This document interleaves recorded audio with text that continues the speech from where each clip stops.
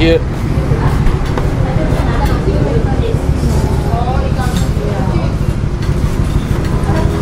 Oh, a little. Oh yeah, tofu you have. Yeah, that's okay. Yeah, good. And one Sprite. Yeah, okay. No. So, bevor es auf die Tour geht, erstmal indonesisches Frühstück. Hier Reis, traditionell, ein bisschen Gemüse, Tofu. Ja, steigen wir uns. Zweites Frühstück, erste war im Hotel, 3 Bananen und Kokosnusswasser und dann geht's los.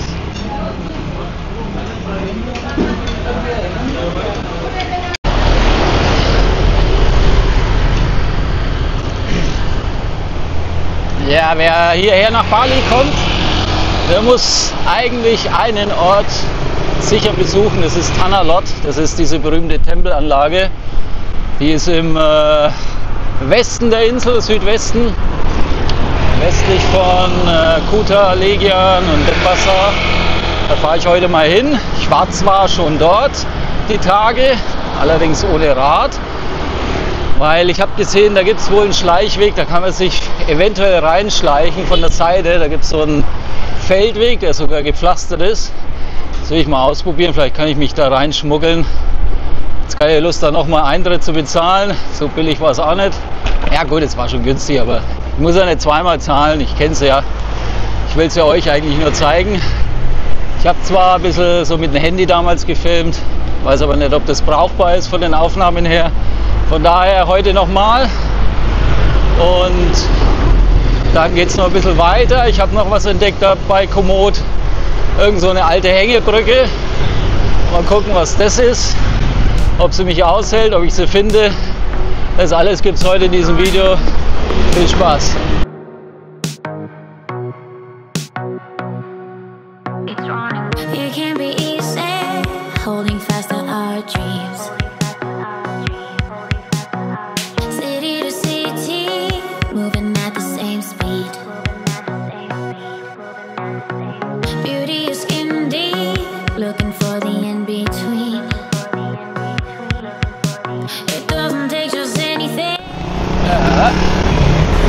Wir fahren hier einfach rein.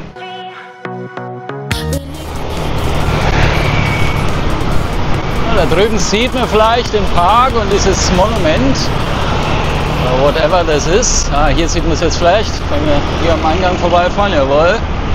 Oh ja. Keine Ahnung, was das ist. Muss ich mal googeln. Aber ist hier mitten in Denpasar. Großer Park. Vielleicht ist das der Lumpini Park von Denpasar. Who knows? It's running.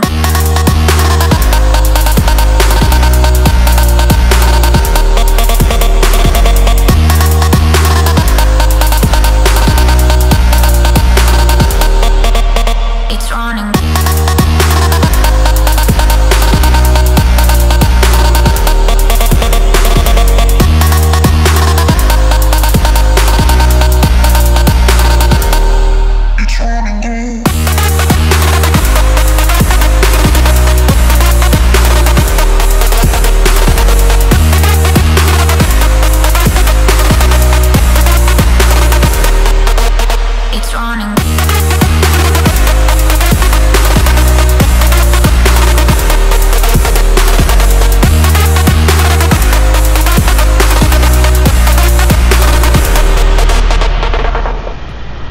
Geisterfahrer sind ja auch zur Gegend völlig normal, so wie in Vietnam oder Thailand, Philippinen.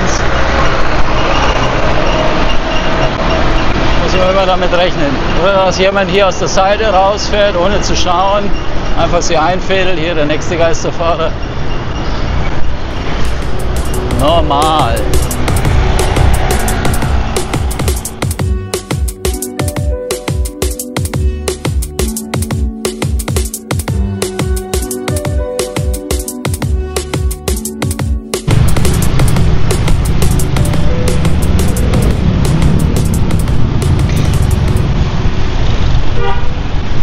So schiebt man sich halt dann nach vorne. Ja, da wo die Motorroller fahren, da fahre ich. Und da wo die Motorroller nicht mehr durchkommen, da fahre ich auch. Aber die stehen dann. Also ich komme eigentlich immer bis fast ganz nach vorne, wenn alles steht. Entweder geht es links vorbei oder rechts vorbei. Irgendwo geht es immer.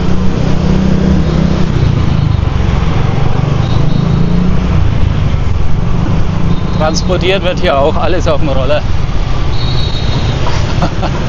Gasflaschen, Leitern, alles. So, jetzt schauen wir wieder vorne. Ich fahre immer ein Stück weiter vor. Oh, da steht der Capo, nicht zu weit. Jetzt gibt es ein Ticket.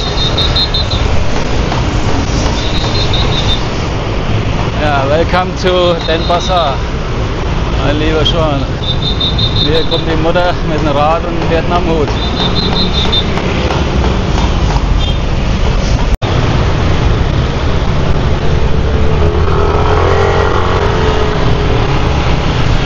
Was halt auch auffällt, die Leute sind halt völlig gelassen hier im Straßenverkehr. Die nehmen das so hin, wie es ist.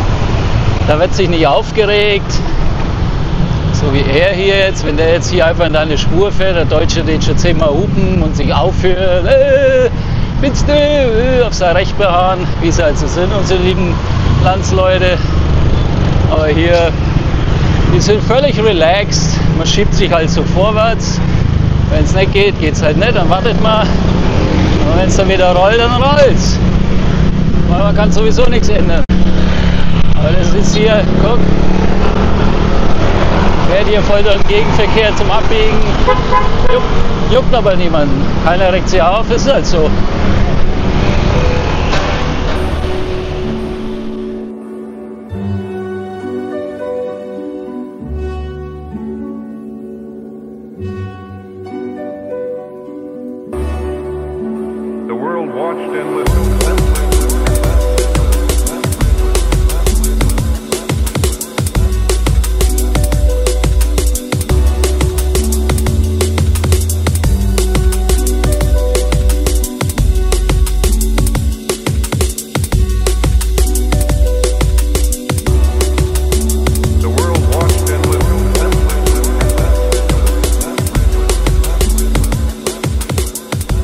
Boah, was für ein Ritt hier durch die Hölle von Denpasar. Also das ist nichts für schwache Nerven. Da vorne ist die Hauptstraße. Jetzt bin ich hier eingebogen in den Schleichweg, der mich hoffentlich zu Tanah Lot bringt. Auf Google Street View waren zumindest so kleine Hinweisschilder für Fahrradfahrer, Tanah Lot. Und ja, gucken wir mal, ob ich mich da rein sneaken kann. Hier sind schon die Hühner. Gutes Zeichen, dass der Verkehr weniger wird. Jetzt schauen wir mal, wohin der Weg führt und ob das Vorhaben von Erfolg gekrönt ist. Hier ist schon mal ziemlich hoppelig, aber ich habe ja 28er Reifen, das geht schon.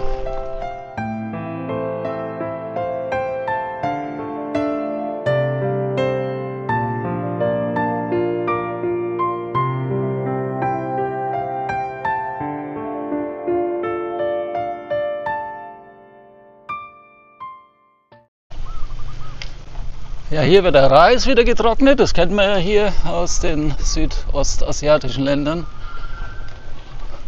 Hier sind sie schön in Tracht. Hello. It's a nice dress, nice costume.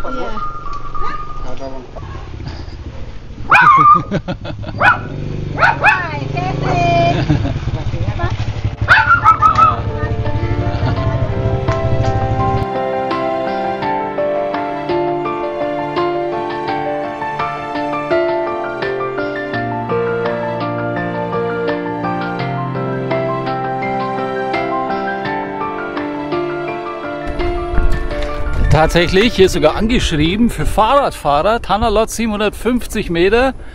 In die Richtung geht es zu irgendeinem Strand, der Belong Beach und Kedungu Beach. Ich weiß nicht, ob man es sehen kann hier in der Kamera, ich kann es ja mal ranzoomen.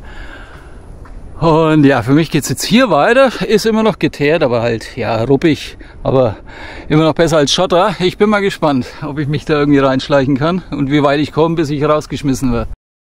You want to go to Tanah Lot? Yeah, I try with the bicycle. I don't know if... The way is not good. Pardon? The way is not good. Yeah, not but good. I have wide tires, so it's okay for this way. Because if you buy a bicycle, it's no problem, I think. Yeah. Because every night, every But- day raining. But I can go around the ticket counter? I don't need to buy a ticket then, right? No, no by ticket. Okay. You can go there here Yeah, to and then left along the coast. Yeah. Yeah, okay. till to Tanah Lot. Perfect. Okay, because I was already there, I don't want to pay twice. Yeah. I was with the motor scooter No there. by ticket if you go Okay. from here. Yeah, okay, thank you very much. Okay, bye bye. Also ihr habt es gehört, man kommt hier durch und man muss auch nicht an dem Ticket-Counter hier vorbei. Hier sind die Reisbauern, die hier am Arbeiten sind. Ich arbeite mich jetzt mal hier über den Weg oder durch den Weg, aber es geht schon. Ich bin ja hier bin ja schon fast mit einem Gravel-Bike unterwegs. Das sind 28er Reifen und bin ja schon am alten Kanal in Nürnberg bis nach Neumarkt und zurückgefahren. Haben sie ausgehalten. Also wenn sie das kleine Stück ja auch noch aushalten, oh, jetzt wird es aber matschig. Naja, aber kriegen wir hin. Da haben wir schon schlimmere Wege gehabt. Hauptsache es kommt nicht wieder irgendeine Schlange irgendwo raus. Da muss man natürlich schon ein bisschen Obacht geben, aber die haben ja mehr Angst vor dir. Sobald die dich irgendwie hören oder irgendwie dich rascheln hören, dann hauen die ab. Ja, okay, also ich muss mich jetzt mal konzentrieren hier. Es wird zunehmend schlammiger hier.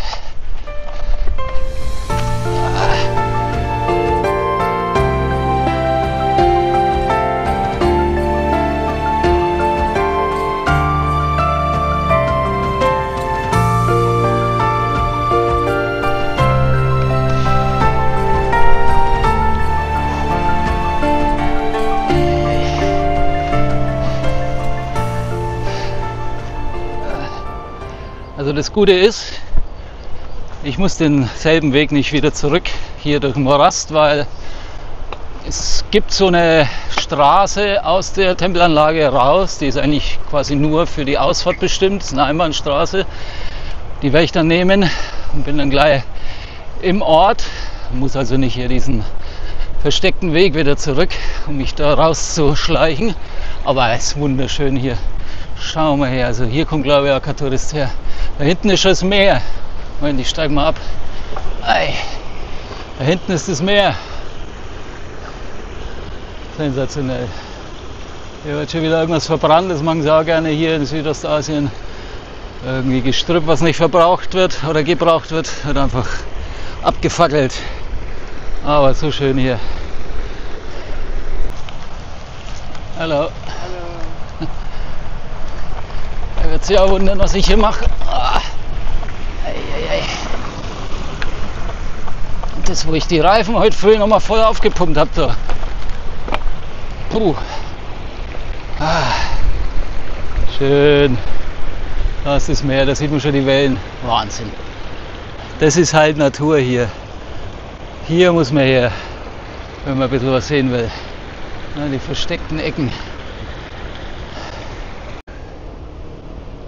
So, ich weiß nicht, ob man das jetzt sieht. Aber da, wo der blaue Punkt ist, da bin ich. Ich bin jetzt hier diesen grauen Weg hier von Nord nach Süd und komme jetzt auf dieses weiße Stück. Das ist dann schon das offizielle, oder kommt sogar einer hoch, das offizielle, hey, das war ein Farang. Das offizielle Areal vom Tempel, das war ein Farang, also ein Westler. Der kennt den Weg auch hier, also scheint schon dem einen oder anderen bekannt zu sein. Also es müsste jetzt gleich hier unten sein. Ich schaue mal rein und dann gucken wir mal, was passiert. Aber wenn man drin ist, passiert eigentlich nichts mehr. Weil die kontrollieren ja nur am Eingang, beziehungsweise kaufst du dir ein Ticket und dann bist du drin und fertig. Aber ich falle natürlich auf mit dem Fahrrad. Boah, jetzt kommt hier so eine Brücke, aber die ist halt voll mit Matsch. Aber sowas von Scheiße, ey, da muss ich jetzt voll durch. Mein Gott, das gibt jetzt eine Sauerei. Auf Zehenspitzen laufen hier. Na gut, geht gerade noch so. Okay, wir sind drin.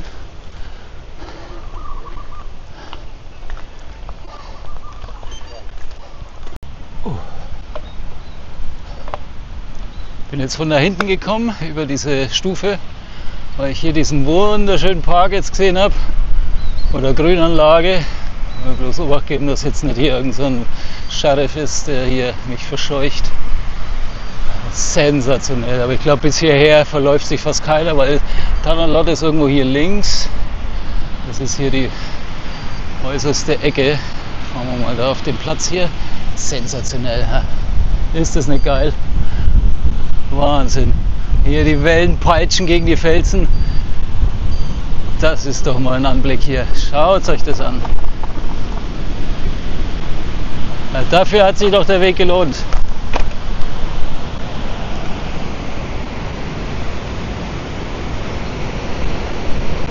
Wahnsinn.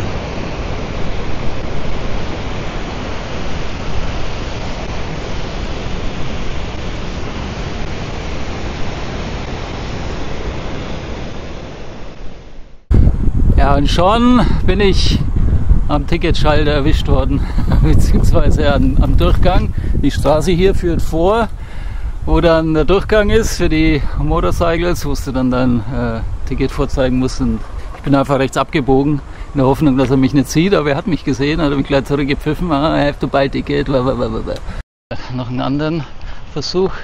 Ich versuche jetzt mal hier nochmal reinzugehen und dann links an der Küste entlang. Dann dürfte ich ja den Checkpoint umgehen. Mal gucken.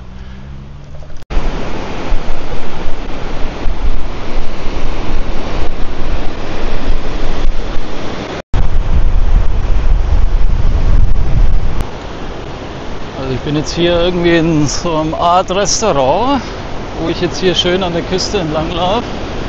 Da hinten ist ja schon, geht's ja dann schon los. Mal gucken, ob dann nochmal irgendein Sheriff kommt, der mich nach irgendwas fragt. Keine Ahnung, ob ich jetzt dann weiter kann, aber ich glaube schon.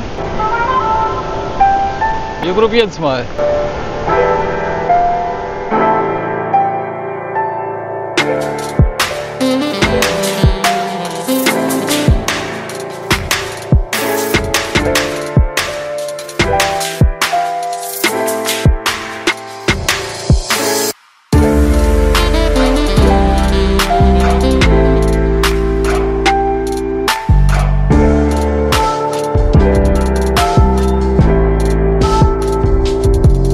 Nichts gesagt, dann laufen wir weiter.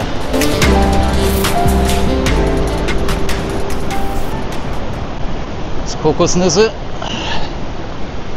Ja, in allerhand Shops. Ja, hier war ich auch, wie ich mit dem Roller hier war. Genau, bis hierher bin ich gegangen und dann wieder zurück. Also, hallo, hallo, hallo. Ja, freundliche Menschen hier. Hier ist auch nochmal so eine Art Tempelanlage. Ja, sieht auch schön aus.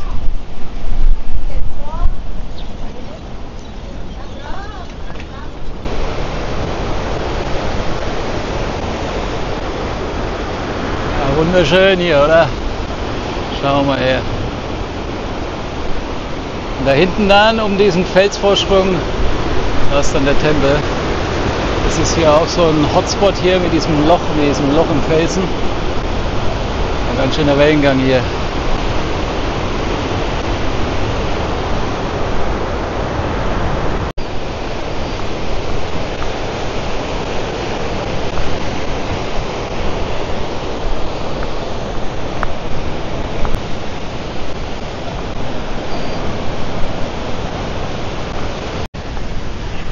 So, jetzt wurde ich wieder angesprochen hier von der Dame, aber nur wegen meinem Rad, weil es verboten ist, hier mit dem Rad das Areal zu betreten, und ich soll das jetzt irgendwo parken an der Information Information Office, was ich natürlich brav tue. Dann kann ich so noch ein bisschen rumlaufen und euch das zeigen.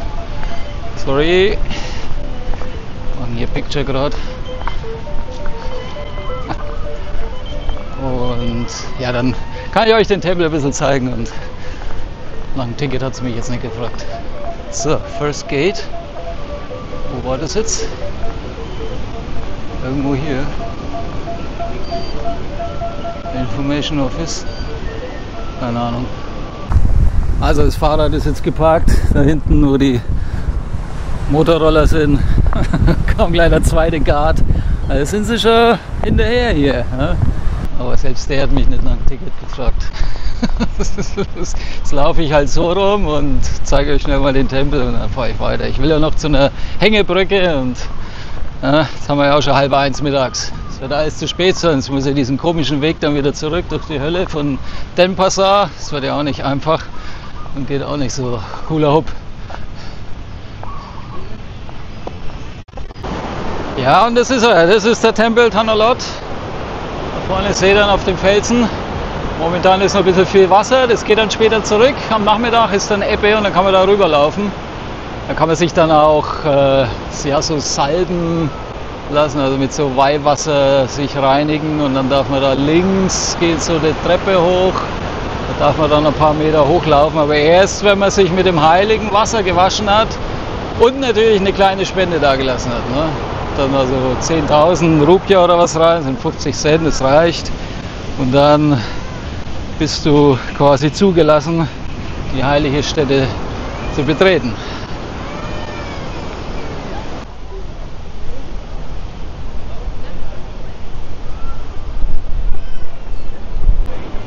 Ja, hier ist dann der Zugang zu dem Felsen mit dem Tempel. Da kann man jetzt momentan, wie gesagt, nicht rein. Ist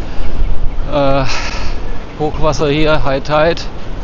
Später ist dann Ebbe und dann kann man hier drüber laufen und kann zum Felsen. Wir können jetzt hier noch ein bisschen hoch. Da kommt jetzt das Café noch mit den Luwak-Katzen, die Kaffeebohnen vorverdauen, dann wieder auskacken und später werden sie dann zu Kaffee verarbeitet.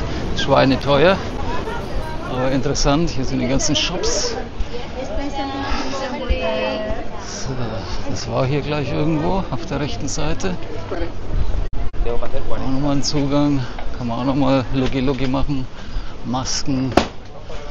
Ja, und natürlich jede Menge Shops.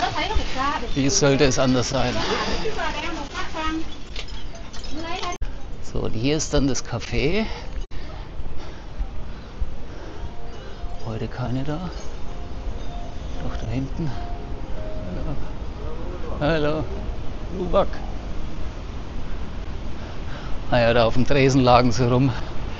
Ich wollte jetzt da nicht zu sehr filmen, weil die wollen ja immer, dass man was kauft erst. Dann darf man rein mit der Kamera.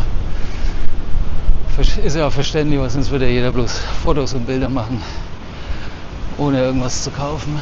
Die müssen ja von was leben. Ja, hier ist dann eigentlich schon fast Ende. Da kann man noch hinterlaufen. Da geht es dann auf so eine Grünfläche. Da hat man dann auch nochmal einen schönen Blick auf Tanah Lot von der Ferne. Das ist dann auch nochmal so eine Art Vorsprung, Felsvorsprung. Ja, den sieht man sogar von hier. Genau, der dort. Warte, ich gehe mal hier ganz vor. Genau, bis zu diesem Felsvorsprung da hinten kann man noch laufen. Über so einen Trampelpfad. Und dann hat man hier auch nochmal einen schönen Blick. Und das ist hier Tanah Lot, der heilige Tempel. Noch steht es unter Wasser, später begehbar. Ja, und hier in dieser Höhle wird man dann gereinigt mit dem heiligen Wasser. Und dann kann man hier ein bisschen die Treppe bis zu dem Tor. Toll. Das bringt es auch nicht. Und irgendwelche Insider, die dürfen hier rechts die Treppe hoch und dann sogar innen rein, habe ich gesehen. Kamen da mit Tracht und traditioneller Kleidung. Aber so Ausblick ist schon geil hier. Kann man nichts sagen. Also schleichen wir uns nochmal ran hier an die Luwak-Katzen.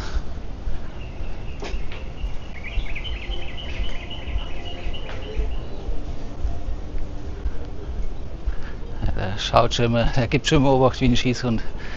Weil die lagen am Tresen rum, manchmal liegen sie auch oben noch auf. Hallo, hallo. Manchmal liegen sie auch oben noch auf so einem Podest. Wie ich da war, waren satte 4 da. Jetzt waren glaube ich bloß 2 da.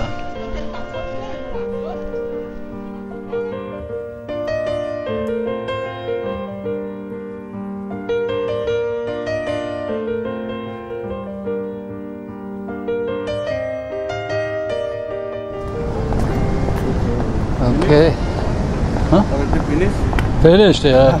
Just picture and looky, that's it. Okay, I go back. Thank you. Huh? This way back, okay. Okay, bye bye. Ja, das war also mein persönlicher Sicherheitsguard, der auf mein Rad hochgegeben hat.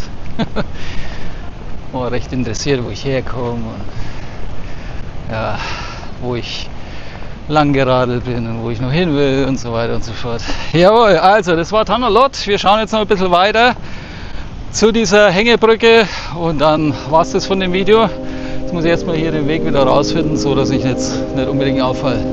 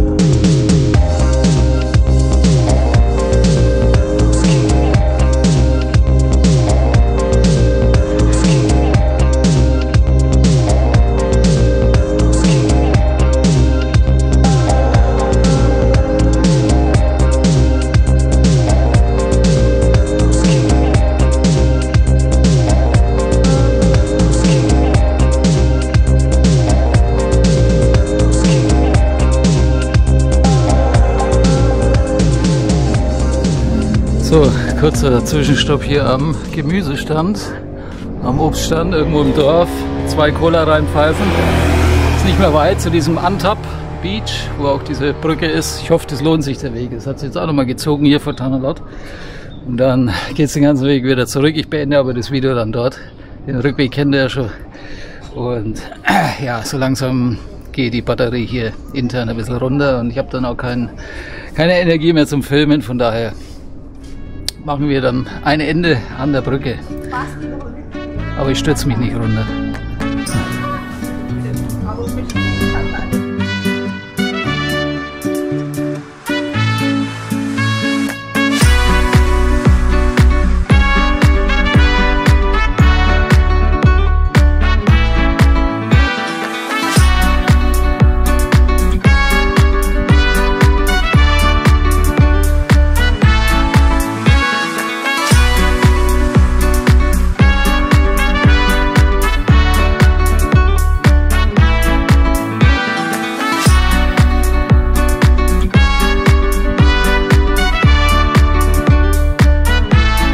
So, die letzten Meter zur ominösen Brücke. Wehe, das hat sich nicht gelohnt. Jetzt bin ich hier abgebogen vom Hauptweg, wieder in so einen Rumpelweg. So ein befestigter Waldweg. Und der geht jetzt hoffentlich zu dieser Brücke. Und dann muss ich aber schnellstens zurück, weil ja mittlerweile 14:32 Uhr und es zieht sich ohne Ende. Guckt mal her den Weg hier. Das ist ein bisschen besser wie der nach Tanner Lot. Aber auch nicht der beste hier. So, also jetzt gucken wir mal, wo sie ist. Kurz die Brücke einfangen, einmal drüber und dann zurück nach Sanur. Ei, ei, ei.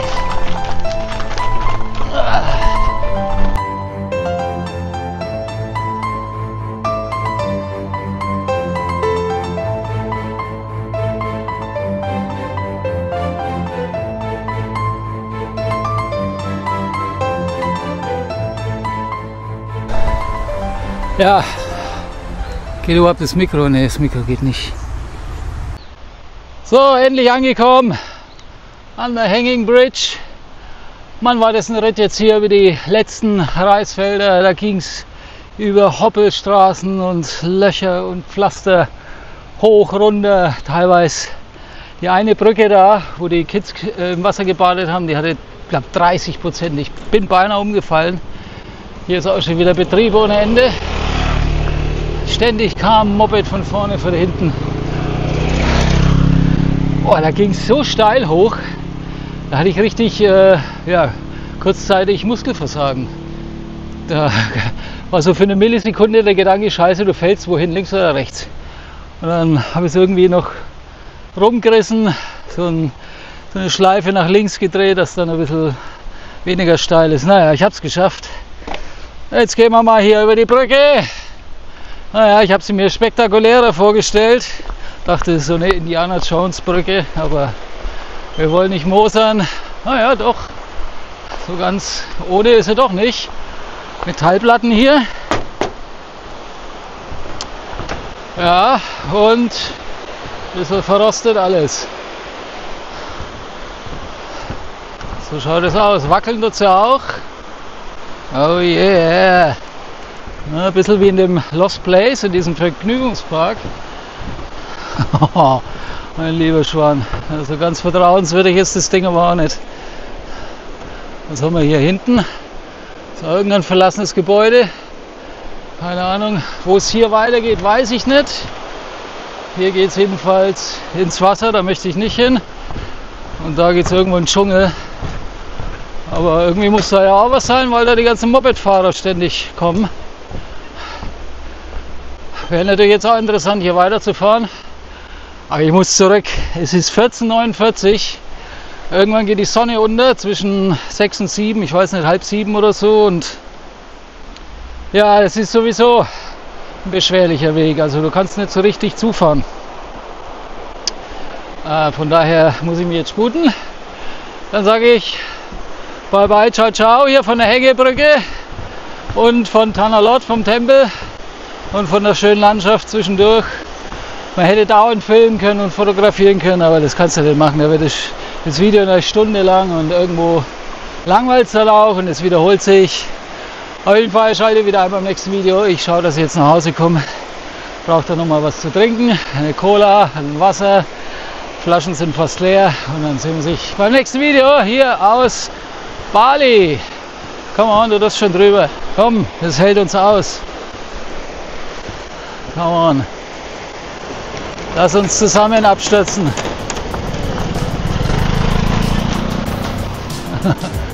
Okay, ciao, ciao.